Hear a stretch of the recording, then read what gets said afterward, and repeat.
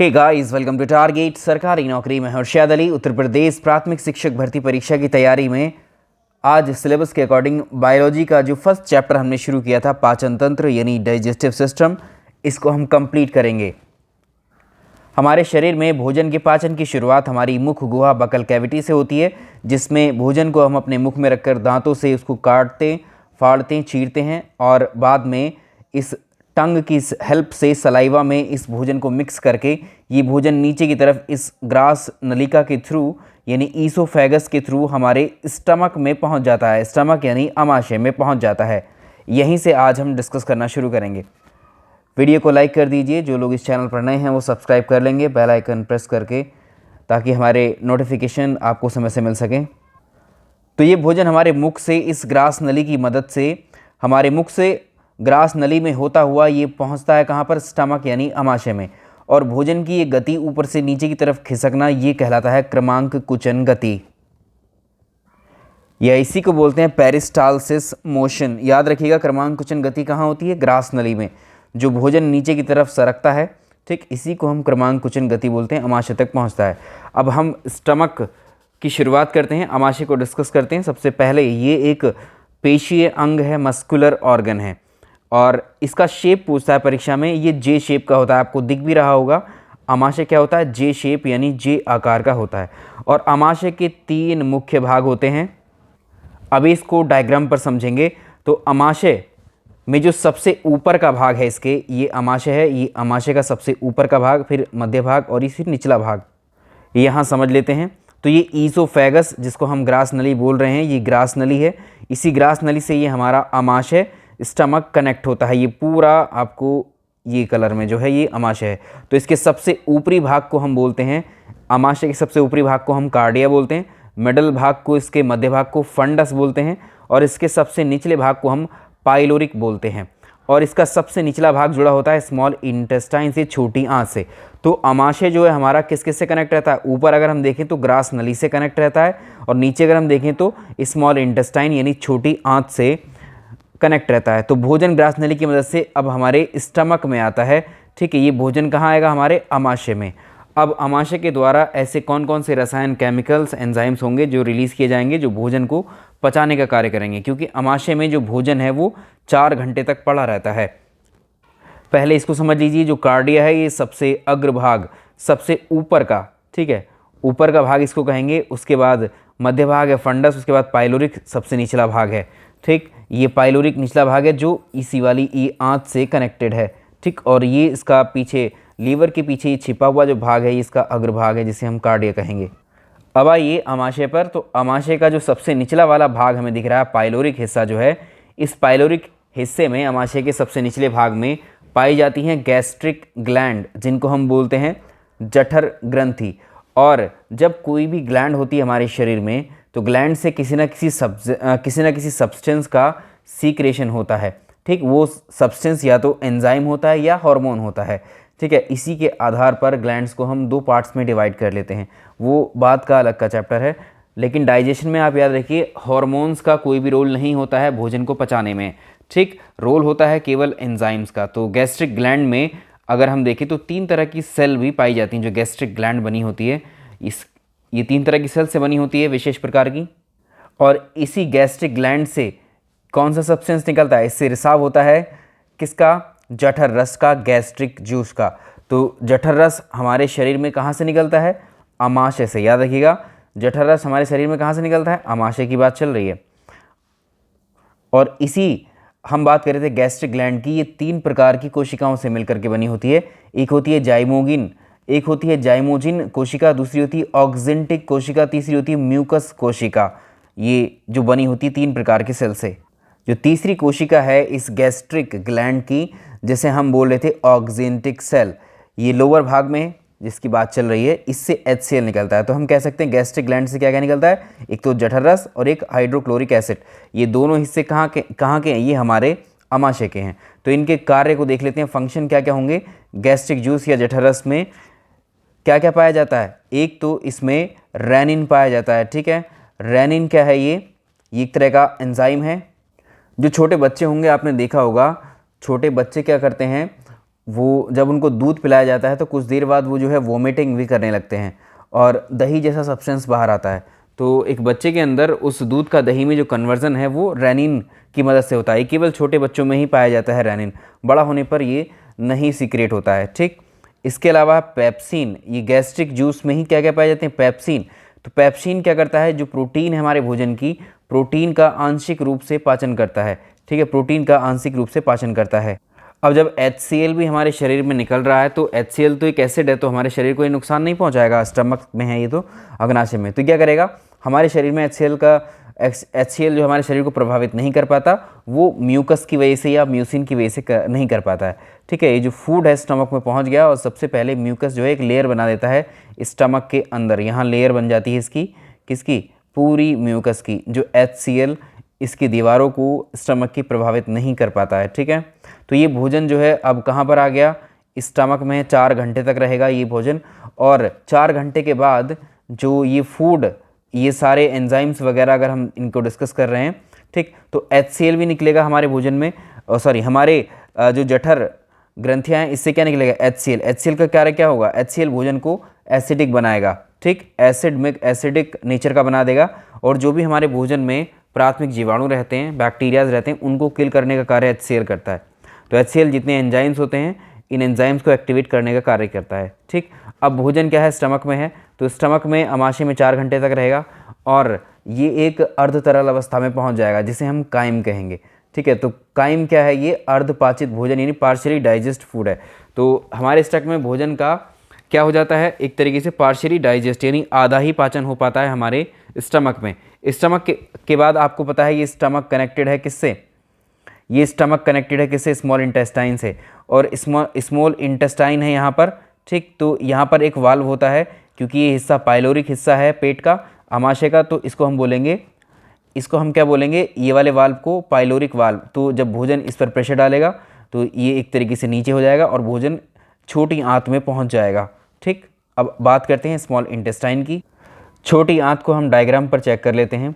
ये वाला स्टमक का निचला हिस्सा आ रहा है, और ये जो आपको रेड कलर में दिख रही है ये है छोटी आंत। अब जो खाना अमाशय से कहाँ जाएगा, छोटी आंत में, छोटी आंत के बाद बड़ी आंत में, ये बाहर जो येलो कलर की है ये बड़ी आंत। ठीक, तो अब हम छोटी आंत को डिस्कस करेंगे। तो शेप आपने देखी कुछ इस तरह की छोटी आंत की। तो छोटी आंत को भी इसको 3 पार्ट्स में डिवाइड किया जाता है। तो जो भी खाना हमारे इंटेस्टाइन के द्वारा हमारी आंत में जाएगा, उसका जो है एक तरीके से पूर्णतः पाचन आंतों में होगा। वो खाना जो भी अर्धपाचित अवस्था में है स्टमक में, अग्नाशय से वो जाएगा किसमें, हमारी आंत के अंदर, दोनों आंतों के अंदर जाएगा। तो हमारी आंतों के अंदर जो है उसी से जितने भी न्यूट्रिएंट पोषक तत्व उसमें है वो सारे अवशोषित कर लिए जाएंगे और ब्लड में मिला दिए जाएंगे। ब्लड आपको पता है हमारी पूरी बॉडी में ही सर्कुलेट होता है, तो न्यूट्रिएंट्स ब्लड के माध्यम से हमारे शरीर के अन्य भागों में पहुंचा दिए जाते हैं। तो छोटी आंत की जो लंबाई है वो 6 से 9 मीटर होती है। ठीक, लेंथ इसकी बड़ी आंत से ज़्यादा होती है। ठीक है, ये याद रखेंगे आप। तो इसमें 3 हिस्से होते हैं। तो इसका जो सबसे ऊपरी हिस्सा है जो हमारे स्टमक से कनेक्टेड है वो है ड्यूडेनम। ठीक, ड्यूडेनम इसको ग्रहणी बोलते हैं। दूसरा है जेजुनम, तीसरा है इलियम। तो जेजुनम को मध्यांत्र और इलियम को शेषांत्र हम बोलते हैं। तो ये अमाशय से जुड़ा हुआ हिस्सा ग्रहणी है, और जो मध्यांत्र है ये क्या करता है, बीच वाला हिस्सा ये ब्लड सप्लाई का काम करता है, और शेषांश जो है बड़ी आंत से जुड़ा हुआ भाग होता है, ये पाचन में हेल्प करता है इन तीनों में। अब आपसे स्मॉल इंटेस्टाइन का जो है कार्य पूछता है। तो स्मॉल इंटेस्टाइन का मेन फंक्शन हमारे खाने को जो है ये पचाएगा और ब्लड में पहुंचाने का कार्य करेगा। हमारे खाने को पचाएगा और ब्लड में पहुंचाने का कार्य करेंगे। जो भी हम खाना खाते हैं, खाने का 90 से 95% भाग का जो एब्जॉर्प्शन है वो छोटी आंत में अवशोषित कर लिए जाते हैं, जितने भी न्यूट्रिएंट्स होते हैं। जो बचा हुआ 5 से 10% है उसका एब्जॉर्प्शन, अवशोषण जो है बड़ी आंत में किया जाता है। तो मैक्सिमम खाना आपके ब्लड में छोटी आंत के द्वारा ही मिला दिया जाता है, थोड़ा बहुत जो है बड़ी आंत के द्वारा इस पर कार्य किया जाता है।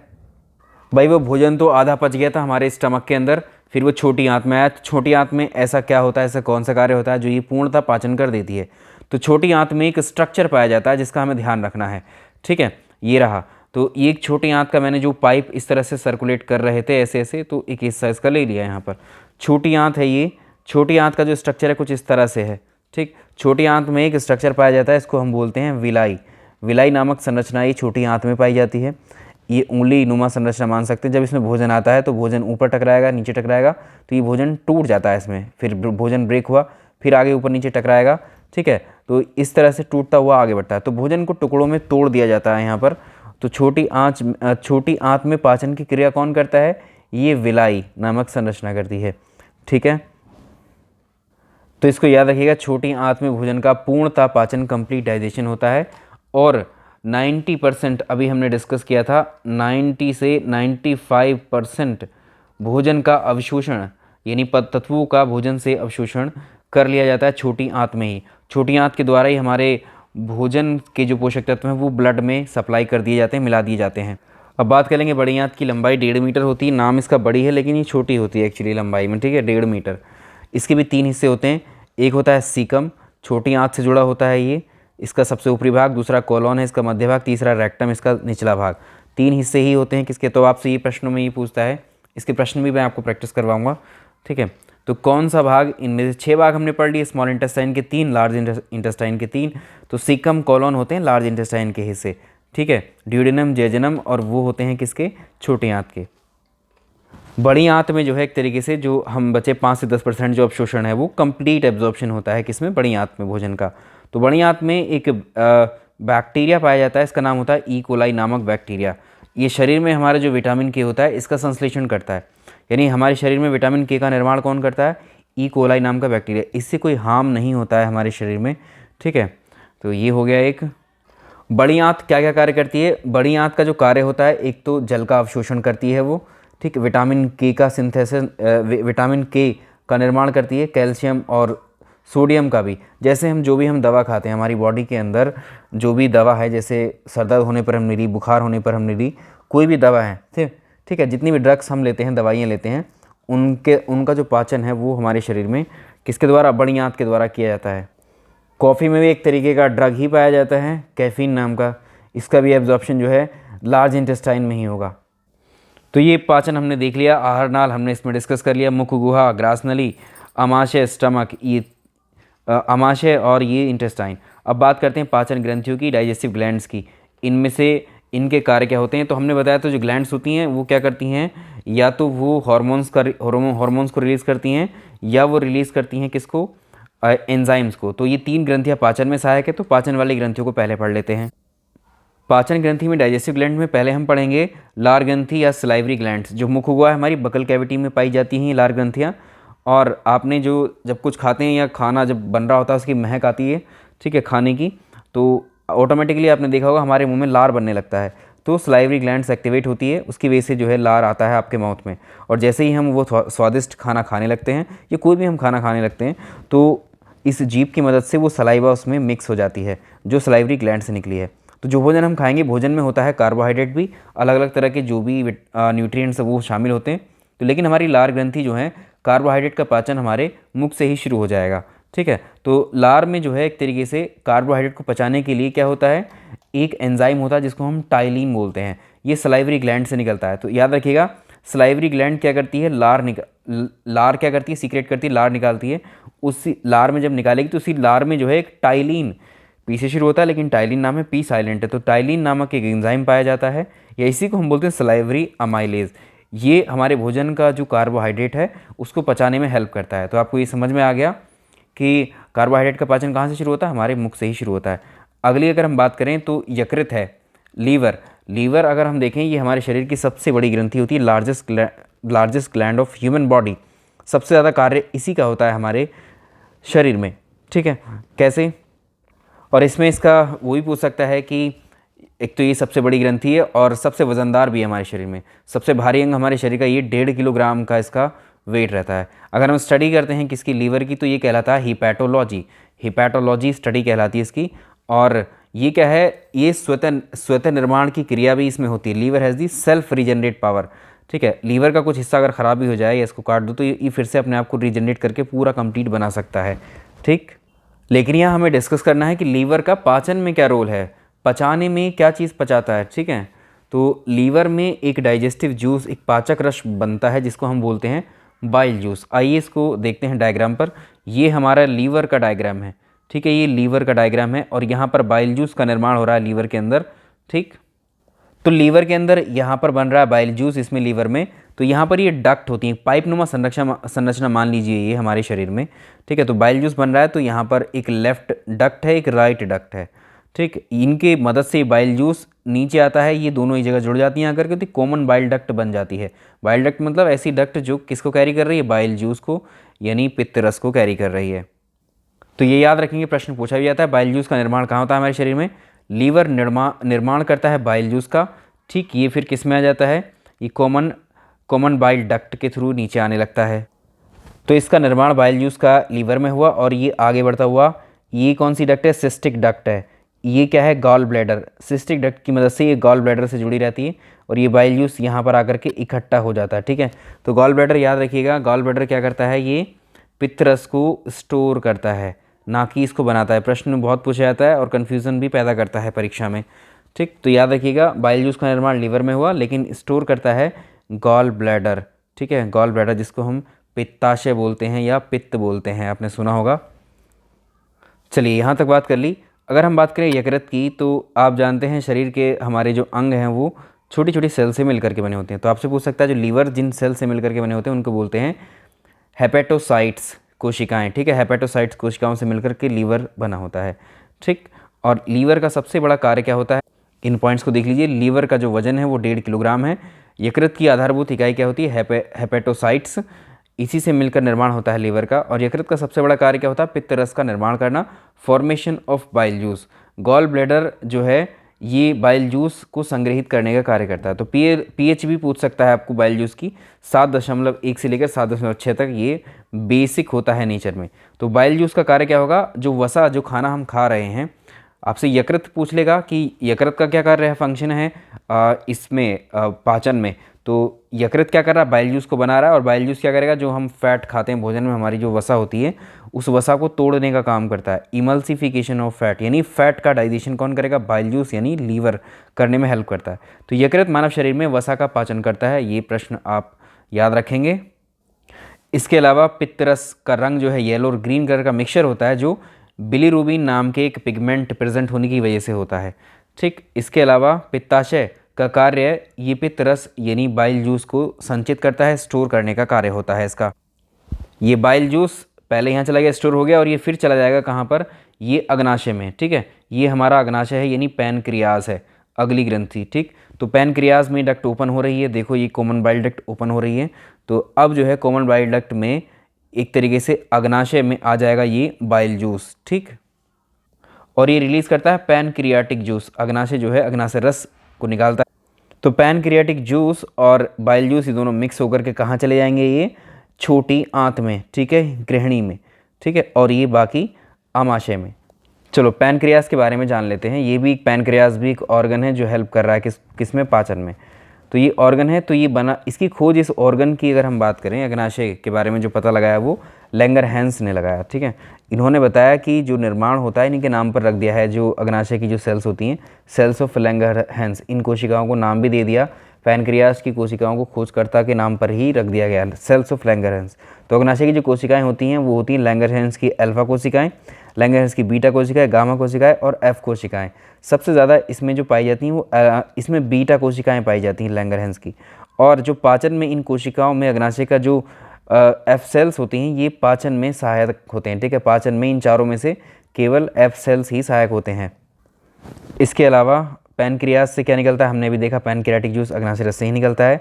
तो पैनक्रियास से निकलने वाले जो एंजाइम्स हैं जो भोजन को पचाने में हेल्प करते हैं, कौन कौन से वे, पैनक्रियाटिक अमाइलेज, ये कार्बोहाइड्रेट का पाचन करेगा या पाचन में सहायता करेगा कार्बोहाइड्रेट के। पैनक्रियाटिक लाइपेज वसा का पाचन करेगा।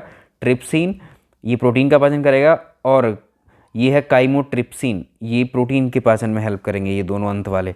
तो आपको समझ में आ गए कौन से एंजाइम्स कौन से पार्ट से रिलीज़ हो रहे हैं, ठीक है। ये परीक्षा के लिहाज से बेहद इंपॉर्टेंट है। पूछ लेगा जो पैनक्रियाज है हमारे शरीर के कौन से न्यूट्रिएंट को पचाएगा। तो स्टमक में जो गैस्ट्रिक जूस था, हमने देखा था स्टमक में जो गैस्ट्रिक जठर रस निकल रहा था वो कार्बोहाइड्रेट को पचा रहा था। लीवर से जो बाइल जूस निकल रहा है वो फैट को पचा रहा है। पैनक्रियाज से जो पैनक्रियाटिक जूस निकल रहा है वो किसको, प्रोटीन को पचाने में हेल्प कर रहा है, ठीक है। तो ये एंजाइम्स आपको अलग अलग एंजाइम्स के नाम पूछ सकता है, और कौन से हिस्से को क्या पचा रहा है ये भी पूछ सकता है। तो पैनक्रियाज कार्बोहाइड्रेट, प्रोटीन और फैट इन तीनों के पाचन में हेल्प करता है।